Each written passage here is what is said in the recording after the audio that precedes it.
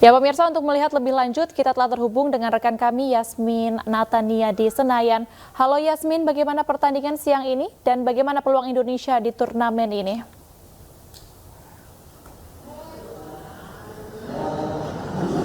Ya baik, selamat siang Baby Pram dan juga pemirsa. Untuk saat ini masih berlangsung pertandingan dari sektor ganda putri antara perwakilan China dan juga Thailand, yang mana untuk skornya saat ini masih kejar-mengejar begitu dan dipimpin oleh Thailand. Sementara itu untuk perwakilan Indonesia sendiri yang akan berlaga di babak semifinal Indonesia Masters 2023 tadi sudah disebutkan sebelumnya ada 3 perwakilan, 2 dari sektor tunggal putra yakni Jonathan Christie dan juga Chiko Wardoyo, sementara satu lainnya ini merupakan pasangan ganda putra Indonesia Leo Rolly Karnando dan Daniel Martin. Untuk sebentar lagi setelah pertandingan ganda putri China dan Thailand, nanti akan berlangsung pertandingan antara Jonathan Christie yang akan melawan pebulu tangkis dari China yakni si Yuki, yang mana untuk keduanya ini sama-sama tangguh, sama-sama kuat, dan nanti kita nantikan seperti apa jalannya pertandingan. Yang pasti Yuki ini pada beberapa waktu lalu ini sempat mengalahkan perwakilan Indonesia yakni Anthony Sinisuka Ginting pada babak 16 besar. Kemudian nanti selanjutnya juga akan ada pertandingan dari tunggal putra Indonesia lainnya yakni Chiko Wardoyo yang akan menghadapi wakil dari Hong Kong yakni Engkalong Angus, dan setelah itu barulah dari ganda putra Indonesia yang akan menghadapi perwakilan dari ganda putra Jepang Takuro Haki dan juga Yuko Kobayashi yang sebelumnya lebih dulu telah menyingkirkan pasangan Bagas dan juga Fikri di perempat final. Nah, terkait dengan peluang Indonesia, nanti kita doakan bersama-sama agar para skuad merah putih atau skuad Garuda ini dapat melaju ke babak final Indonesia Masters 2022 yang akan digelar esok hari. Baby. Baik, Yasmin Atania melapor langsung dari Istora Senayan, Jakarta. Terima kasih rekan Yasmin. Pemirsa, maraknya aksi tawuran di Kota Medan menjadi perhatian dan keprihatinan banyak pihak. Untuk menekan aksi tawuran di Kota Medan, pemerintah Kota Medan menggelar program Pemuda Bela Negara.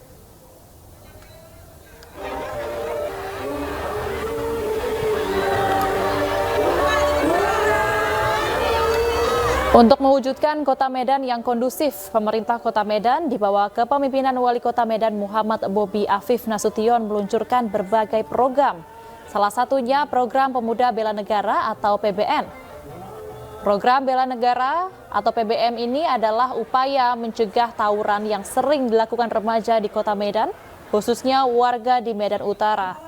Program pembinaan bagi pemuda-pemudi ini sekaligus sebagai persiapan untuk mengikuti seleksi penerimaan menjadi prajurit TNI AD, Akademi Militer secara PK tahun angkatan 2023. Kegiatan yang digelar di Gedung Geraha Pelindo ini rencananya akan dibuka oleh Menteri Pertahanan Prabowo Subianto, Wali Kota Medan Muhammad Bobi Afif Nasution, dan juga Forkopimda Kota Medan.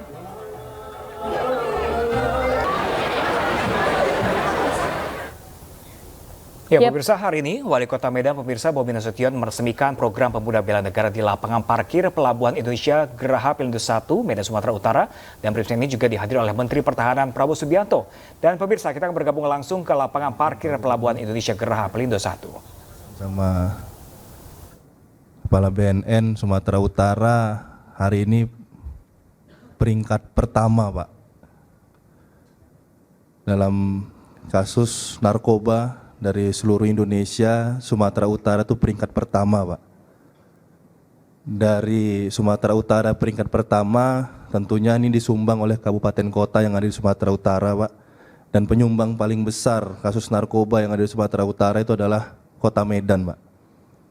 Kota Medan adalah penyumbang kasus terbesar di Sumatera Utara untuk kasus narkoba.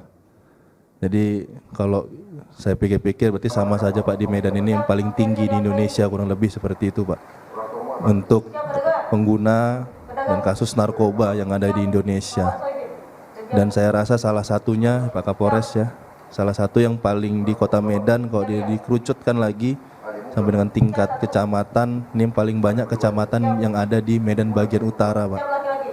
Di Medan bagian utara inilah penyumbangnya yang paling besar. Oleh karena itu kami pemerintah Kota Medan sampai dengan hari ini begitu banyak Pak mengeluarkan beberapa program, baik program pemerintah berbentuk pembangunan fisik, program sumber daya manusia yang terus kami lakukan karena kami pahami pembangunan fisik yang hari ini kami lakukan harus dibarengi dengan pembangunan sumber daya manusia. Karena mohon izin Pak Menteri, Pak Gubernur,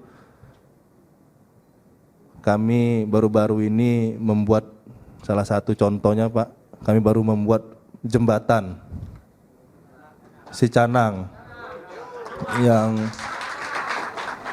yang sudah berpuluh tahun ya, berpuluh-puluh tahun jembatannya ini Pulau Sicanang ini di pulau sendiri, mohon izin Pak Menteri, jadi terpisah dari daratan kita, jadi harus ada akses jembatan, dan selama ini jembatan masih jembatan besi biasa, tidak layak untuk digunakan. Baru kurang lebih 1 sampai 2 bulan yang lalu kami selesaikan jembatan ini setelah berpuluh-puluh tahun dicoba dibangun tidak pernah selesai. Namun Pak Menteri, belum diresmikan, belum seminggu umur jembatan ini, besinya udah dimaling Pak. Ada kalian di sini nggak ada yang maling?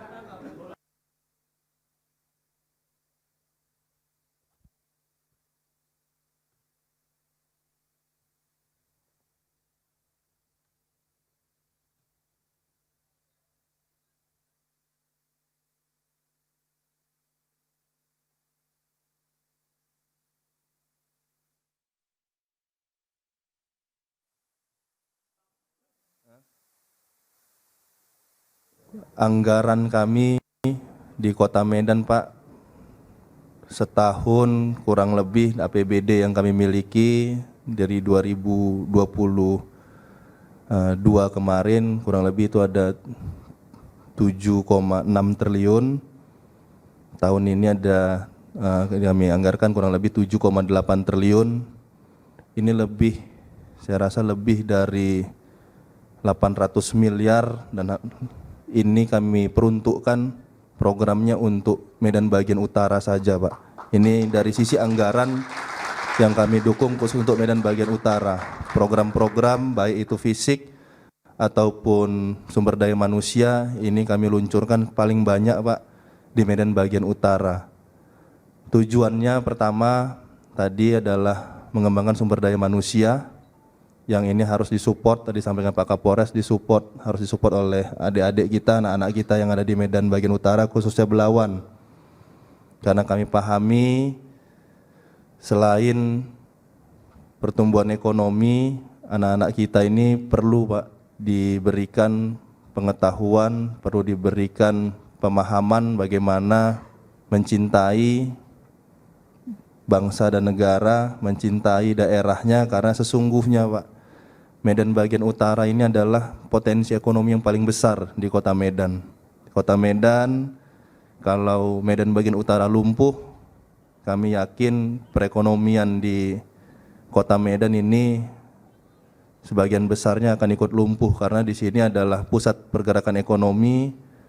Namun bersamaan dengan itu justru tingkat kriminalitas, tawuran, narkoba justru di tempat yang sama juga yang paling tinggi. Oleh karena itu program ekonomi, program kebangsaan kami rasa ini harus didampingi, dilakukan secara bersama-sama. Dan dalam launching ini mohon izin Bapak Menteri, Bapak Gubernur, kami memberikan slot bagi anak-anak kita itu per tahun 50 sampai dengan 100 anak-anak di Medan bagian utara yang akan kami latih. Cita-citanya, keinginannya tentunya seperti disampaikan Pak Dandim tadi, mudah-mudahan latihan ini mempermudah dari sisi kesiapan, baik itu mental, fisik, dan ilmu pengetahuan untuk bisa masuk ke TNI, dan juga apabila memang nasibnya tidak pakai seragam, namun dia punya mental yang mirip-mirip Pak, mirip-mirip dengan personil TNI, sehingga kalau bayangan kami kalau program ini sudah berjalan bertahun-tahun Pak, kalau 1 tahun saja ada 100, dalam 5 tahun berjalan ada 500 pemuda memiliki mental dan jiwanya seperti jiwa TNI, mental TNI, ini pasti nanti akan menular ke anak-anak yang lain yang mungkin belum berkesempatan ikut dalam pelatihan ini. Jadi tentunya kami harapkan tentunya yang paling besar adalah kepada adik-adik kita, anak-anak kita yang ada hari ini hadir, jangan duduk-duduk aja senyum-senyum, siapkan diri. Tadi sudah sampaikan Pak Dandim, cuma mendaftarkan saja.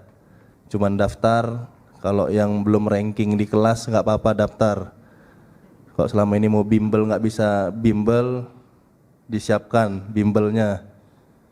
Kalau selama ini lari-lari dikejar karena tawuran bawa-bawa kelewang, ini kalian lari pada tempatnya, disiapkan trek lari.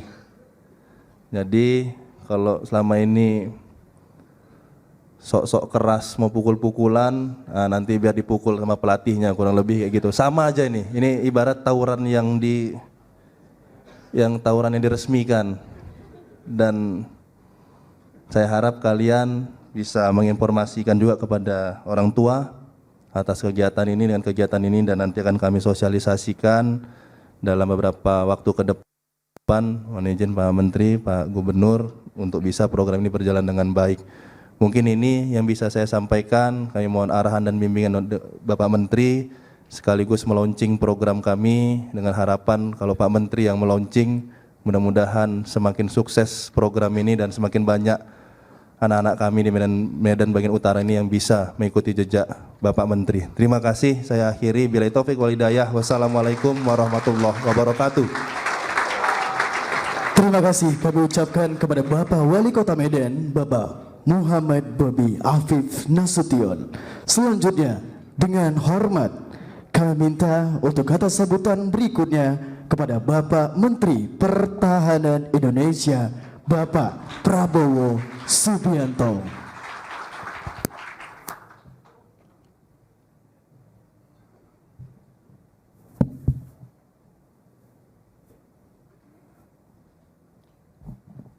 Bismillahirrahmanirrahim. Alhamdulillah. Terima kasih atas kesempatan yang diberikan kepada saya. Saudara-saudara sekalian yang saya hormati dan yang saya banggakan, Bapak Gubernur Sumatera Utara,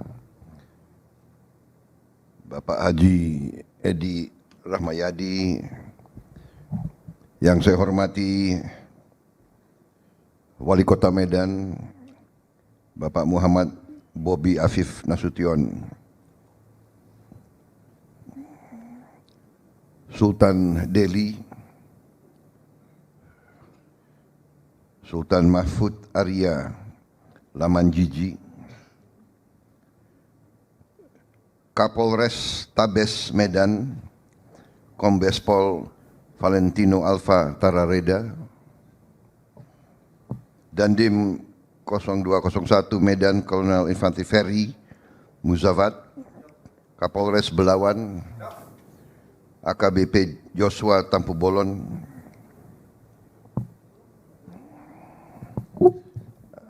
Anda apanya Jenderal Tampu Bolon? Anaknya? Saudara? Yang Kopassus dulu itu? Anda lulusan TN ya? Bukan? Oh. Rupanya Tampu Bolon banyak juga ya.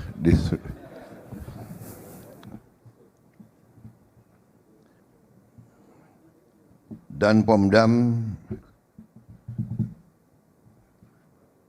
Regional Head Pelindo Bapak Yarham Harid, Ketua Kadin Sumatera Utara dan Ketua HIPMI Sumatera Utara. Hadir juga anggota DPR RI Pak Irawan Pasaribu, anggota juga Pak Romo Safei, kemudian Pak Ritongga dari DPRD Provinsi, DPRD Kota Medan ya. Ini Medan, Bung. Ya. Jadi rupanya kalau datang ke Medan itu orang Medan nyambut kita, Horas, ini Medan, Bung. Rupanya Medan ini ada suatu sifat yang khas rupanya. Ya. Saudara-saudara sekalian, banyak tokoh di sini mungkin yang tidak saya sebut satu-satu tanpa mengurangi rasa hormat saya. Barusan kita dapat paparan tentang program Pemuda Bela Negara yang merupakan inisiatif dari Wali Kota Medan, Pak Bobi Nasution, kerjasama dengan Kodim dan kepolisian. Saya menilai bahwa inisiatif ini adalah inisiatif yang luar biasa. Ini adalah suatu pemikiran yang kreatif dan ini akan sangat membantu pertahanan negara secara keseluruhan. Pemuda-pemuda kita, pemudi-pemudi kita adalah masa depan kita. Itu kita sudah ketahui. Kalau pemuda dan pemudi kita rusak,